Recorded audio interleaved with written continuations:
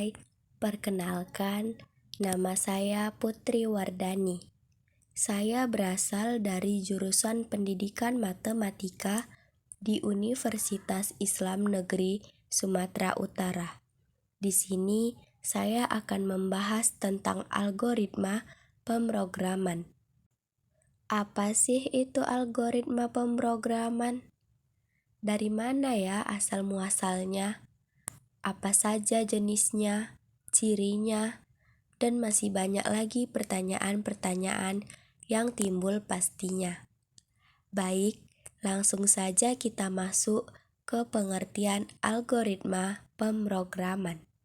Algoritma pemrograman adalah suatu alur yang digunakan dalam suatu perhitungan atau pemecahan suatu masalah secara sistematis. Serta dalam kegiatan pemrograman algoritma biasanya dianggap sebagai sebuah logika untuk menentukan program yang akan dibuat. Algoritma pemrograman itu sendiri merupakan serangkaian proses yang wajib diikuti dalam suatu perhitungan pemecahan masalah yang lain, terutama pada program komputer. Jadi dapat disimpulkan bahwa algoritma pemrograman adalah langkah-langkah yang ditulis secara berurutan untuk menyelesaikan masalah pemrograman komputer. Nah, sekarang kita masuk ke sejarah algoritma. Algoritma berasal dari kata algoris dan ritmis yang pertama kali diperkenalkan oleh Abu Ja'far Muhammad ibn Musa al-Khawarizmi pada tahun 825 Masehi. Sejarah algoritma modern pertama kali dimulai pada abad ke-9. Muhammad bin Musa al-Khawarizmi menulis buku tentang algoritma. Pada tahun 1360, algoritma mulai diterapkan untuk menjawab permasalahan komputasi dan juga matematis. Sebuah awal untuk kemunculan algoritma. Pada tahun 1684, algoritma mulai digunakan secara meluas. Kemudian pada tahun 1759, algoritma mulai diakui sebagai metode untuk menyelesaikan masalah. Setelah membahas sejarah, selanjutnya kita membahas ciri-ciri dari algoritma pemrograman.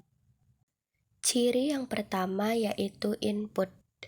Input merupakan suatu permasalahan yang timbul untuk dicarikan solusinya.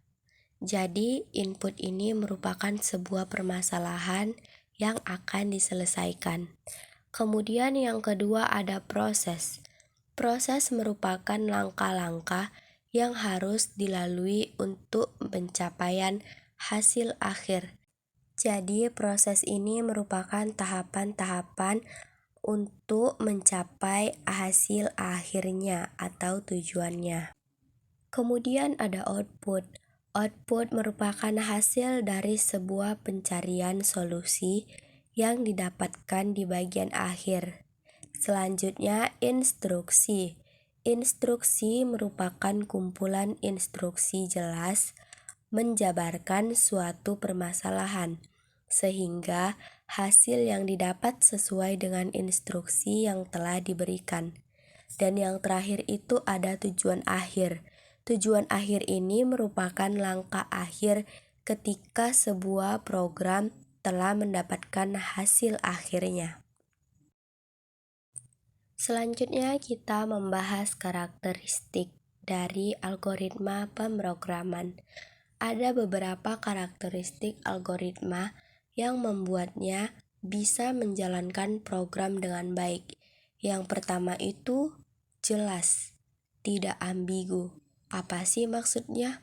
Maksudnya yaitu setiap instruksi yang ditulis langsung bisa dipahami dan tidak membuat orang salah mengartikannya. Yang kedua, punya input yang jelas. Maksudnya, jika memerlukan input atau data, ia harus sudah ditentukan secara jelas. Yang ketiga itu mempunyai output yang jelas. Hasil dari algoritma juga perlu ditentukan dengan jelas, tidak hanya sekedar dugaan. Kemudian ada finite atau terbatas. Algoritma memiliki langkah-langkah yang terbatas, yang tujuannya untuk memastikan algoritma secepat mungkin menghasilkan output yang diinginkan.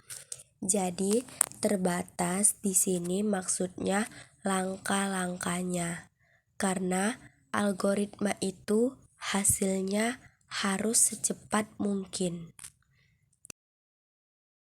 Kemudian karakteristik yang selanjutnya ada fleksibel atau mungkin dieksekusi.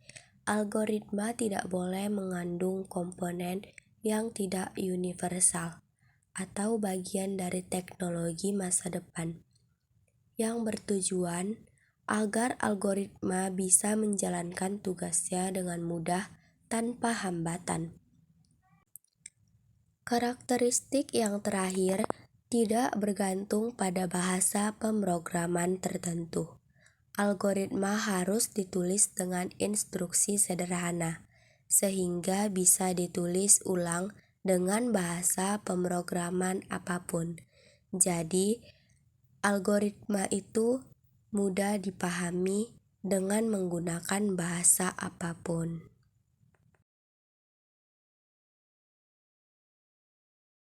Nah, sekarang kita bahas jenis-jenis algoritma pemrograman. Algoritma pemrograman memiliki banyak jenis, tetapi di sini kita hanya membahas beberapa saja. Di antaranya algoritma rekursif, yang merupakan jenis algoritma yang akan melakukan pengulangan sehingga sebuah masalah mendapatkan solusi. Yang kedua ada algoritma divide dan conquer, merupakan jenis algoritma yang membagi sebuah permasalahan menjadi beberapa bagian. Tahap dari algoritma ini membagi masalah menjadi beberapa bagian yang sama, kemudian mencari sebuah solusi utama setelah mendapatkan solusi untuk bagian-bagian kecilnya. Jadi pada jenis ini, permasalahan algoritmanya dibagi-bagi lagi agar mendapatkan solusi. Kemudian ada jenis algoritma dynamic programming, yang bekerja dengan cara mencari solusi baru menggunakan solusi lama. Jadi di sini solusi lamanya digunakan dalam mencari solusi yang baru. Kemudian di sini ada algoritma brute force, adalah jenis algoritma dengan konsep paling sederhana. Jadi di sini pengerjaan algoritmanya dikerjakan dengan cara yang paling sesederhana mungkin. Nah, dari paparan sebelumnya, algoritma pemrograman adalah suatu alur proses sistematis untuk memecahkan masalah. Contoh sederhananya ialah cara menghitung luas persegi panjang, seperti memasukkan nilai panjang, kemudian memasukkan nilai lebar, hitung luas persegi panjang, menampilkan hasil perhitungannya. Kemudian kita masuk ke cara kerja algoritma pemrograman. Dari contoh di atas, dapat kita simpulkan cara kerja algoritma pemrograman adalah deskripsi dari sebuah proses untuk mengerjakan suatu yang disusun dalam deseret aksi. Sederhananya, prinsip kerja algoritma di pemrograman terbagi menjadi 3, yaitu input, proses, dan output. Dalam kehidupan sehari-hari, prinsip tersebut dapat kita pahami dengan proses sederhana, seperti merebus air. Pertama-tama, mari kita definisikan input dan output berdasarkan proses merebus air yang terjadi. Input adalah air mentah dan output adalah air matang. Kemudian kita masuk ke cara penyajian algoritma. Cara penyajian algoritma ada 3. Yang pertama naratif, kedua flowchart, dan yang ketiga pseudocode. Nah, naratif itu sendiri memiliki arti penyajian algoritma secara naratif ditulis dengan menggunakan cerita seperti dalam bahasa sehari-hari. Sedangkan yang kedua, dengan flowchart, cara penyajian algoritma dibuat dalam urutan simbol-simbol khusus. Urutan simbol digambarkan sesuai dengan arah tanda panah. Dan yang terakhir, pseudocode, yaitu langkah-langkah penyelesaian masalah yang ditulis dengan cara yang mirip atau menyerupai program, tidak spesifik terhadap salah satu bahasa pemrograman, sehingga algoritma ini dapat diterjemahkan menyesuaikan bahasa pemrograman yang ada di dalam suatu program. Meskipun ada 3 cara penyajian yang berbeda, hasil algoritma yang diberikan tetap sama. Maka dari itu, tidak ada aturan yang menyatakan harus menggunakan penyajian tertentu. Kita bebas memilih bentuk penyajian sesuai keinginan dan pemahaman. Dan yang terakhir yaitu fungsi algoritma. Fungsi utama algoritma pemrograman adalah untuk menyelesaikan suatu masalah. Di antaranya dapat menyelesaikan permasalahan rumit dalam suatu program yang melibatkan perhitungan tingkat tinggi. Kemudian mampu menyederhanakan suatu program sehingga penggunaannya lebih efektif dan efisien. Dapat digunakan secara berulang sehingga meminimalkan penulisan program yang berulang. Kemudian mempermudah pencarian kesalahan serta dapat diperbaiki dalam waktu yang singkat.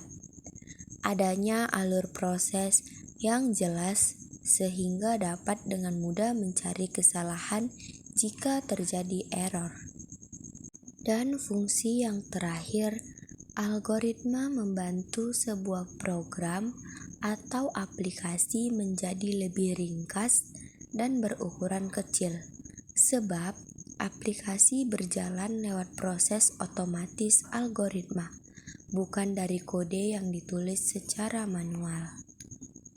Nah, dari penjelasan awal hingga akhir dapat kita simpulkan bahwa algoritma merupakan suatu urutan atau proses yang berguna untuk mencapai tujuan tertentu maupun menyelesaikan suatu masalah. Algoritma diperkenalkan oleh Abu Ja'far Muhammad bin Musa al-Khawarizmi tahun 825 Masehi. Ciri-cirinya yaitu input, output, instruksi, dan tujuan akhir.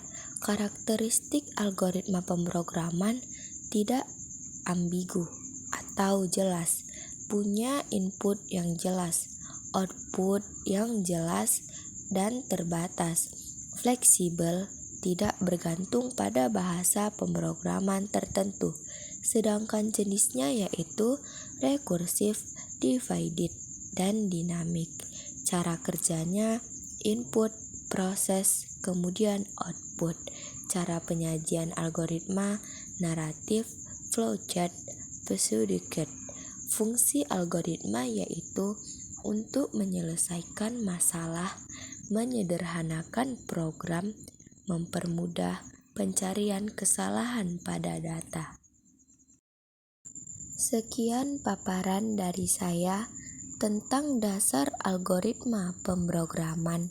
Apabila ada kesalahan, mohon dimaafkan. Semoga video ini dapat bermanfaat. Saya Putri Wardani, pamit undur diri. Assalamualaikum warahmatullahi wabarakatuh.